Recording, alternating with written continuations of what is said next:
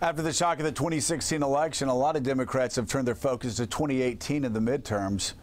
But as the Washington Post puts it, it's the 2018 governor's races that could be the first sign of a possible comeback for Democrats.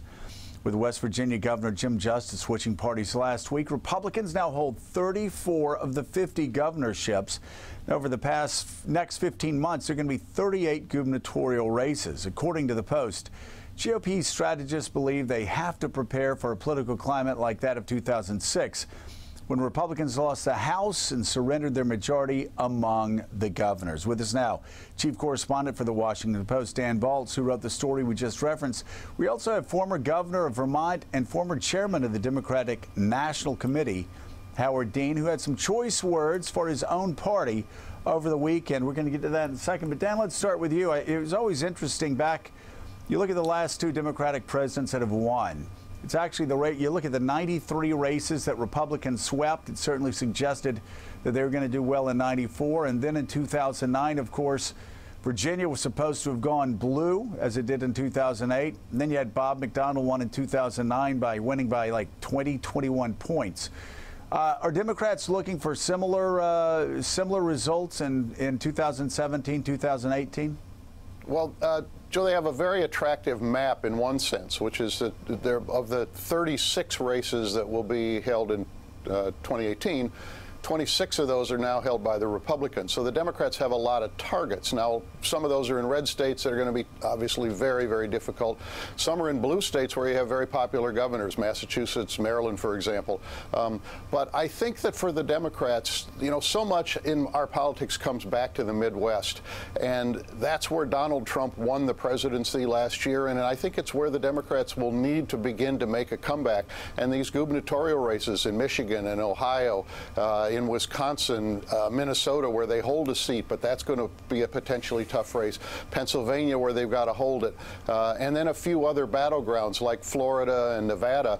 Those are going to be indicators of whether the Democrats, A, can find attractive candidates, and B, can find candidates with a message that can resonate in those kinds of particular states. It's important for the Democrats to win some of those races, A, because they need fresh talent. I mean, I think Governor Dean would agree with that there is a need for the Democrats to produce some new and attractive candidates, and B, because this is going to be an important round of gubernatorial races for the redistricting wars that are going to follow the census. So 2018 is a very, very big year, and it's a challenge for the Democrats.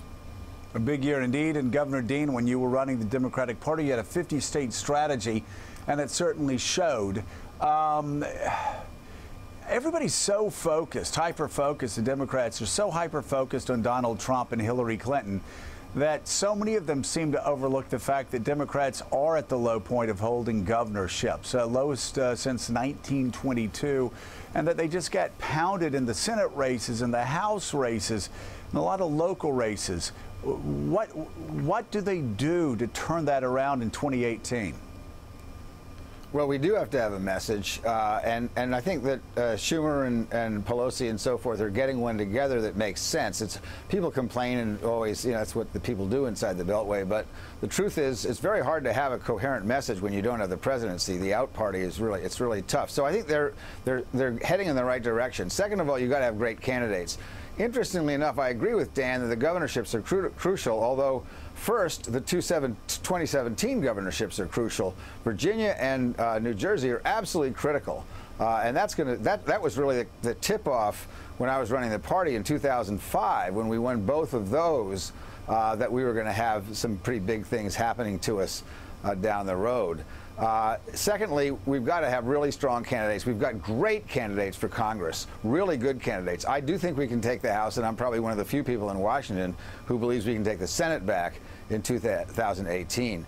But the governorship races are much tougher, and the reason is people vote for governor much more on who they like rather than which party they are. It's a less partisan race because people really care about who the governor is. They care probably a little less, for the most part, about who the senator and the congressman is.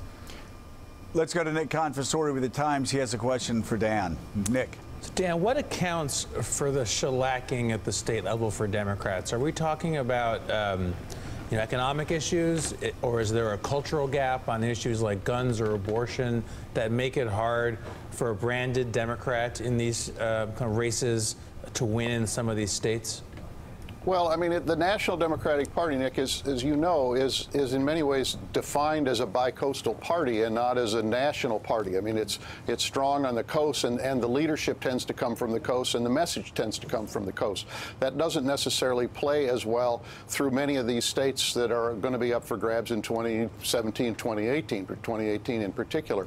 So there's the absence of a kind of a message that resonates in some of these states. I think also the fact is that there is no bench in a lot of these states for the Democrats. They've been wiped out in the state legislatures.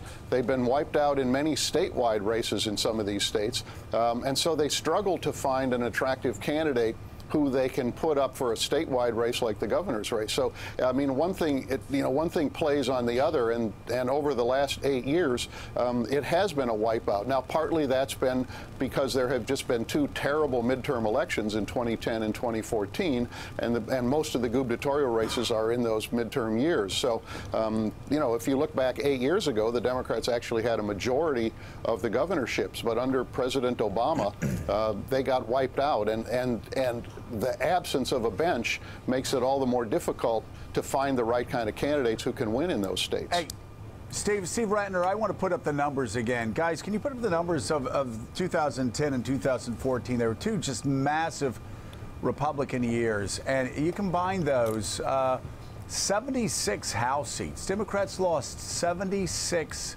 House seats and lost 13 Senate seats. And as we've been saying, Steve Rattner, also, the governorships are at an all-time low, tied with 1922. Dan's exactly right. Their bench has been absolutely decimated.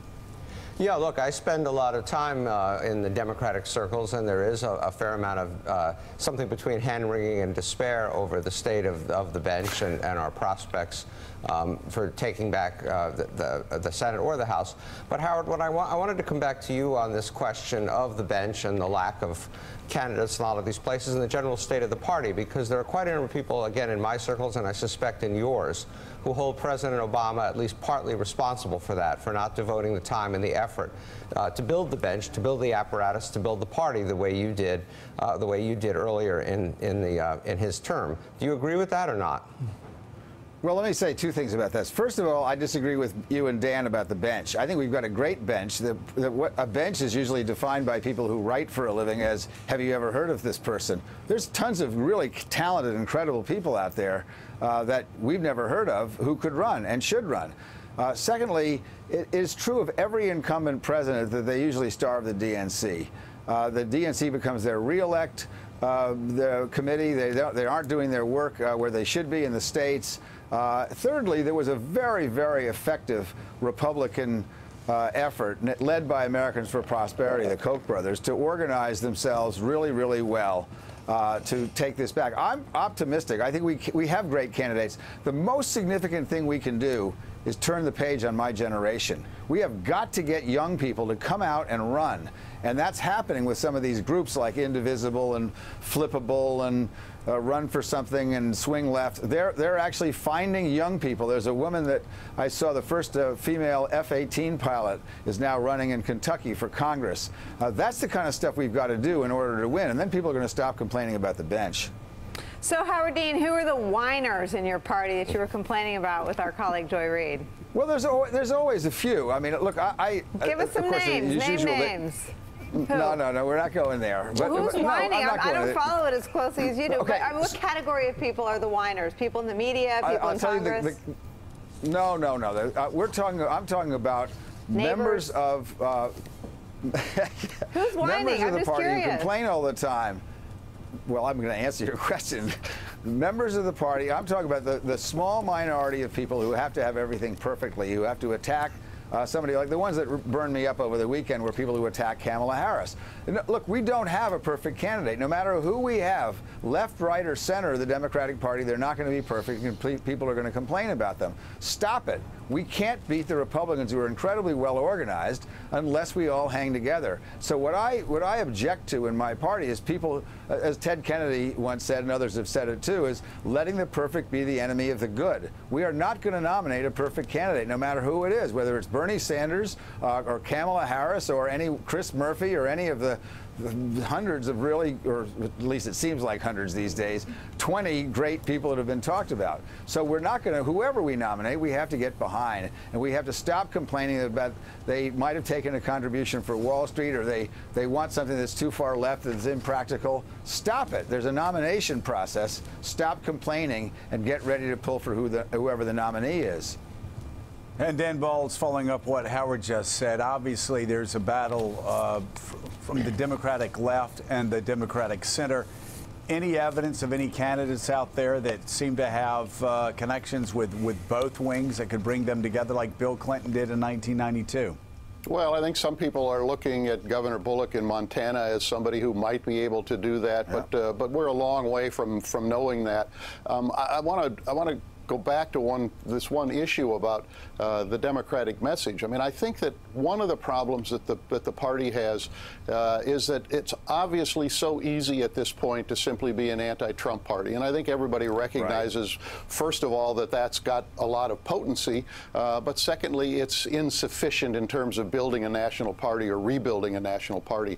I think that part of the problem the Democrats have is there is this pull and tug between, are they going to be the party of, in a sense, the new America, the rising generation, a much more diverse America, or are they going to find a way to reconnect with white working class voters?